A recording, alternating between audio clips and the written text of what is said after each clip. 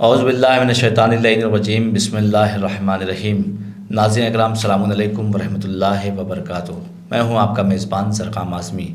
حوزہ معصومہ قم نبا فاؤنڈیشن کی جانب سے منعقد کیے گئے نبا انٹرنیشنل کوئز کمپٹیشن میں آپ سب کا استقبال کرتے ہیں۔ ناظرین، جیسا کہ مسلسل آپ ایپیسوڈ دیکھ رہے ہیں نبا فاؤنڈیشن کی جانب سے، اور آج پھر ہمارے ساتھ اسٹوڈیو میں گفتگو کرنے کے لیے موجود ہیں خطیب اہل بیت امدۃ الذاکرین علی جناب مولانا سید ذوالفقار حیدر صاحب قبلہ۔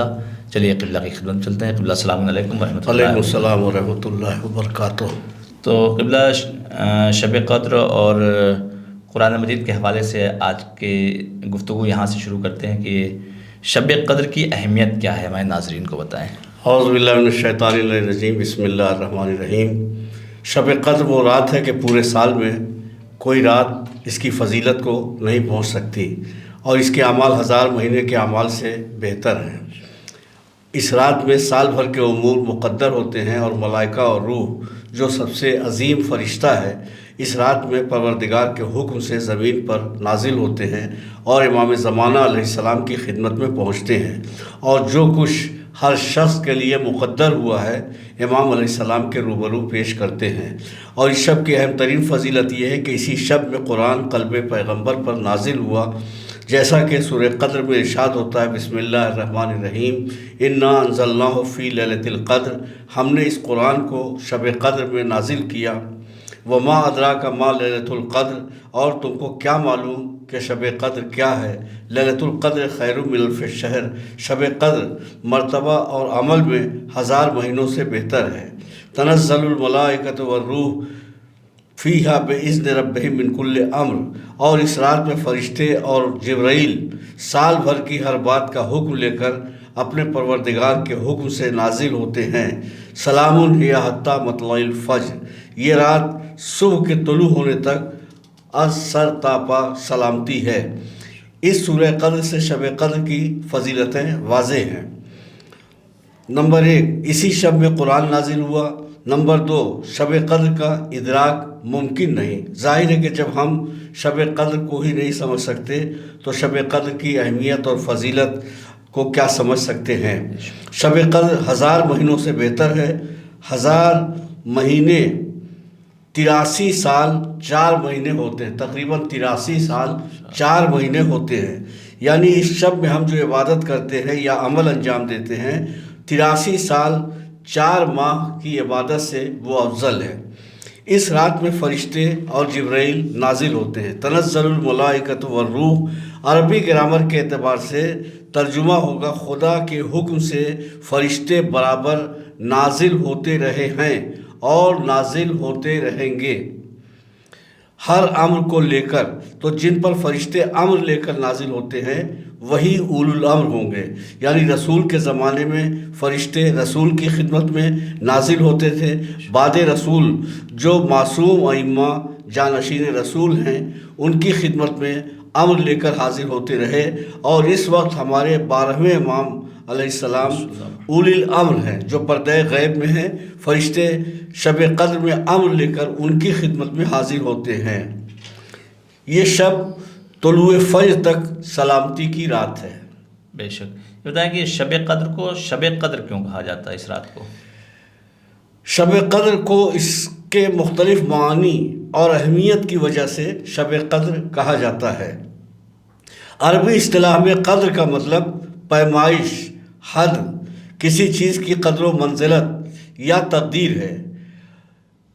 اس کے نام کے لیے مختلف وجہیں بیان کی گئی ہیں۔ نمبر 1، اسی شب میں قرآن نازل ہوا۔ یہی وہ شب ہے کہ جس میں قرآن نازل ہوا۔ اللہ نے اپنے کلام کے ذریعے جہالت کے اندھیروں کو دور کیا۔ جس وقت پیغمبر اسلام صلی اللہ علیہ وسلم تشریف لائے تھے اس دور کو جہالت اور جاہلیت کا دور کہا جاتا ہے۔ جہالت علم سے محرومی کا نام ہے، جاہلیت تربیت سے محرومی کا نام ہے۔ تو نہ تو عربوں کے پاس علم تھا اور نہ تربیت تھی۔ ایسے جہالت بھرے ماحول میں پیغمبر اسلام صلی اللہ علیہ وسلم آئے اور اپنی تعلیمات کی روشنی سے دل و دماغ میں اجالا کر دیا۔ خصوصاً قرآن مجید نے علم کو لوگوں تک پہنچانے میں اور معلومات حاصل کرنے میں کافی مدد کی ہے۔ تو یہ قرآن وہ ہے کہ جس نے جہالت کے اندھیروں کو دور کیا اور بندوں کی ہدایت و رہنمائی کا اسی قرآن کے ذریعے سے اللہ نے انتظام کیا۔ نبی کی سیرت تو ہے ہی، لیکن قرآن مجید کتابی شکل میں، تحریری شکل میں بندوں کی ہدایت اور رہنمائی کا بہترین انتظام تھا۔ نمبر 2، تقدیر کا تعین۔ اس رات خدا اگلے سال کے ہر واقعے کی تقدیر کا تعین کرتا ہے، جس میں عمریں اور رزق بھی شامل ہے۔ ہر چیز جو بھی قسمت میں مقدر میں ہونے والا ہے، وہ ساری چیزیں اس رات میں تحریر کی جاتی ہیں، جس میں رزق اور عمریں بھی شامل ہیں۔ نمبر 3، روحانی عظمت اور قدر۔ اس رات کو 1000 مہینوں سے بہتر اور زیادہ قیمتی قرار دیا گیا ہے۔ نمبر 4، رحمت اور مغفرت۔ یہ رات الہی رحمت اور گناہوں سے مغفرت کی رات ہے، لہٰذا ہمیں عبادت انجام دینی چاہیے، توبہ استغفار کرنا چاہیے، اس رات کا فیض حاصل کرنا چاہیے، اس رات کا فائدہ حاصل کرنا چاہیے۔ سونا تو زندگی بھر راتوں میں ہے، لیکن یہ رات وہ ہے جو جاگ کر کے ہمیں بسر کرنی چاہیے، اور جو اس کا صحیح فائدہ ہے اور فیض ہے وہ ہمیں حاصل کرنا چاہیے۔ جی بے شک۔ قبلہ یہ بتائیں کہ شب قدر کس رات کو کہا جاتا ہے؟ شب قدر کے سلسلے میں روایات میں اختلاف ہے، مختلف علماء کے مختلف اقوال ہیں، اور مختلف شبوں کو شب قدر کے نام سے یاد کیا گیا ہے، لیکن مختلف روایات اور مذہبی رہنماؤں کے اقوال کے مطابق شب قدر ماہ رمضان مبارک کی درجہ ذیل راتوں میں سے کسی ایک رات میں واقع ہے۔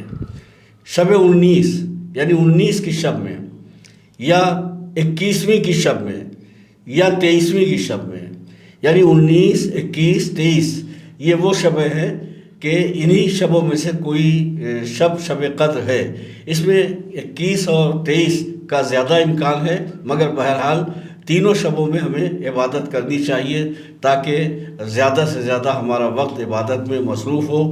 ماہ رمضان المبارک اللہ کا مہینہ ہے، اس مہینے میں ہم اللہ کے مہمان ہوتے ہیں، اور اللہ کی بارگاہ میں ہمیں چاہیے کہ ہم مناجات کریں، دعائیں مانگیں، زیادہ سے زیادہ عبادتوں میں وقت صرف کریں۔ لہٰذا یہ 3 شبیں اگر ہماری مسلسل عبادت میں گزرتی ہیں تو یہ رات وہ ہے کہ جو 1000 مہینے سے افضل ہے۔ جیسا کہ ہم نے کہا 83 سال 4 مہینے تقریباً ہوتے ہیں، 1000 مہینے اور اس سے افضل ہے، 83 سال 4 مہینے سے افضل ہے۔ تو جو 1 رکعت نماز بھی ہم پڑھیں گے تو یہ 83 سال 4 مہینے تقریباً 83.5 سال نماز پڑھنے سے بہتر ہے، برابر نہیں ہے، بہتر ہے۔ تو یہ 3 شبیں ہیں، 19، 21، 23، 19ویں کی شب، 21ویں کی شب، 23ویں کی شب۔ ان شبوں میں ساری رات عبادت الہی میں بسر کرنی چاہیے۔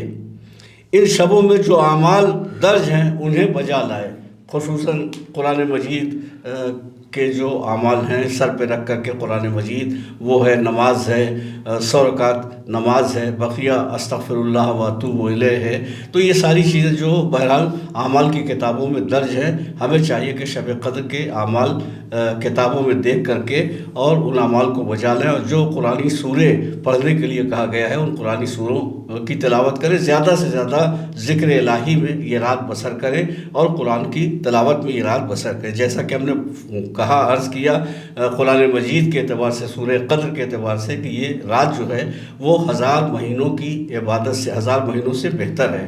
تو جو عبادت ہم کریں گے تو 1000 مہینہ اگر ہم کوئی عبادت کرتے ہیں تو ایک رات کی عبادت کا شرف یہ ہے اور مرتبہ یہ ہے کہ ہمیں گویا 1000 مہینے کی عبادت سے افضل ثواب ملے گا۔ شب قدر کا مقصد گناہوں کی معافی۔ کتنے گناہ ہم نے کیے ہیں جن کا ہمیں احساس نہیں ہوتا، ہم کھاتے ہیں، اللہ کا رزق حاصل کرتے ہیں، اس کی نعمتوں سے فیض حاصل کرتے ہیں، اس کے باوجود کتنی نافرمانی ہوتی ہے، کتنے گناہ ہوتے ہیں۔ تو یہ اللہ کا لطف و کرم ہے کہ یوں تو اس نے ہمیں ہر روز توبہ کا موقع دیا ہے اور توبہ کی گنجائش رکھی ہے، لیکن کچھ شبیں ایسی ہیں کہ جن شبوں میں ہمیں خاص طور سے تاکید کی گئی ہے کہ اس شب میں توبہ استغفار کریں۔ یہ انہی شبوں میں سے یہ شب قدر ہے کہ شب قدر میں بھی ہمیں چاہیے کہ ہم اللہ سے اپنے گناہوں کی معافی طلب کریں۔ پروردگار لطیف ہے، کریم ہے، مہربان ہے، رؤوف ہے، اپنے بندوں پہ ماں کی شفقتوں سے زیادہ مہربان ہے، لہٰذا ہم اگر توبہ کریں گے تو پروردگار عالم ہماری توبہ قبول فرما لے گا۔ اب یہاں پہ ایک بات یہ ذہن میں رکھنی ہے کہ کچھ اللہ کے حقوق ہیں، کچھ بندوں کے حقوق ہیں۔ اللہ کے حقوق جو ہوں گے اس کی توبہ جو ہم کریں گے وہ معاف ہو جائے گی، بندوں کے جو حقوق ہیں اس کے لیے ہمیں بندوں سے معافی مانگنی ہوگی۔ اس کے لیے بھی اللہ نے گنجائش رکھی ہے کہ اگر براہ راست بندوں سے معافی مانگنا ممکن نہ ہو تو ان کے لیے توبہ استغفار کریں، ان کے گناہوں کی معافی کے لیے توبہ استغفار کریں تاکہ اس کے عوض میں وہ گناہ معاف ہونے کی صورت نکل سکے۔ تو بہرحال ہمیں چاہیے یہ کہ ہم شب قدر کا فائدہ حاصل کریں اور اس قیمتی اور انمول رات میں جو تذکرہ عبادت کا ہوا ہے وہ عبادت بجا لائیں اور اپنے گناہوں کی معافی اپنے خدا سے طلب کریں۔ یہ توبہ کے لیے انمول موقع ہے، اللہ سے توبہ کرنے کے لیے انمول موقع ہے۔ اس میں پروردگار عالم کی رحمت بالکل بندے کی طرف متوجہ ہوتی ہے، اور اس رات کو تمام فرشتے آسمانوں میں جمع ہوتے ہیں۔ اس رات کو تمام فرشتے آسمانوں میں جمع ہوتے ہیں، اور یہ وہ وقت ہوتا ہے جب دعائیں قبول ہوتی ہیں، یعنی یقینی ہے کہ یہ وہ وقت ہے کہ جب دعائیں قبول ہوتی ہیں۔ دیکھیں کچھ دعائیں ایسی ہیں کہ جو ہماری قبول نہیں ہوتی، مثلا ہم دعا مانگتے ہیں مگر قبول نہیں ہوتی۔ اس کی وجہ یہ ہے کہ کچھ چیزیں ہمارے حق میں نقصان دہ ہوتی ہیں جنہیں ہم نقصان دہ نہیں سمجھتے، اپنے حق میں مفید سمجھتے ہیں، حالانکہ وہ چیزیں ہمارے حق میں نقصان دہ ہوتی ہیں، ہمیں اس کا ادراک نہیں ہوتا، ہمیں اس کا احساس نہیں ہوتا۔ جیسے مثلا ایک بچہ ہے، ایک بچہ بیمار ہے، اب اس کی شفا کے لیے ڈاکٹر نے دوا دی ہے، دوا کڑوی ہے، بچہ اپنے حق میں وہ اچھا ہی نہیں سمجھتا، بہتر نہیں سمجھتا، لیکن اب ہوتا کیا ہے کہ زبردستی اس بچے کو وہ دوا پلائی جاتی ہے۔ کیوں؟ بظاہر بچہ یہ سمجھ رہا ہے کہ ہمارے اوپر ظلم ہو رہا ہے، لیکن واقعہ یہ ہے کہ اس کے لیے شفا کا ذریعہ ہے۔ ایسے ہی بہت سی مصیبتیں ہمارے لیے بہتری کا ذریعہ ہے جنہیں ہم سمجھ نہیں پاتے، اور بہت سی دعائیں جو ہماری قبول نہیں ہوتی اس کی وجہ یہ کہ جیسے ایک بچہ ہے، ٹافی مانگتا ہے ہم ٹافی دے دیتے ہیں، بسکٹ مانگتا ہے ہم اس کو بسکٹ دے دیتے ہیں، کھلونے مانگتا ہے ہم اسے کھلونے دیتے ہیں، لیکن تیز چمکتا ہوا چاقو اگر وہ مانگے تو اس کی چمک اسے متوجہ کر رہی ہے، اس کے لیے دلکشی کا سبب ہے اس تیز چاقو میں، لیکن جو بزرگ ہیں، جو بڑے ہیں، وہ چاقو اسے نہیں دیتے۔ کیوں؟ اس لیے کہ اس چاقو کے ذریعے سے اسے نقصان پہنچے گا۔ تو ایسے ہی بہت سی دعائیں ہیں جو ہم اپنے لیے بہتر اور مفید سمجھتے ہیں، لیکن پروردگار عالم ہمارے حق میں بہتر اور مفید نہیں سمجھتا۔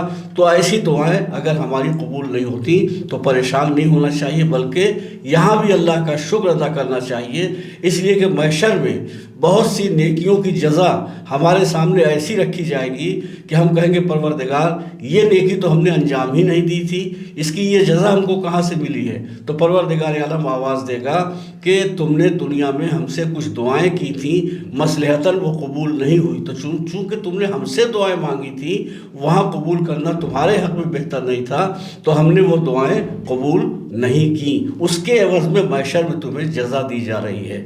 تو ہمیں یہ دعا مانگتے رہنا چاہیے کہ جہاں 10-20 دعائیں قبول ہوں وہاں 2-4 دعائیں نہ بھی قبول ہوں، تاکہ اس کی جزا ہمیں آخرت میں ملے۔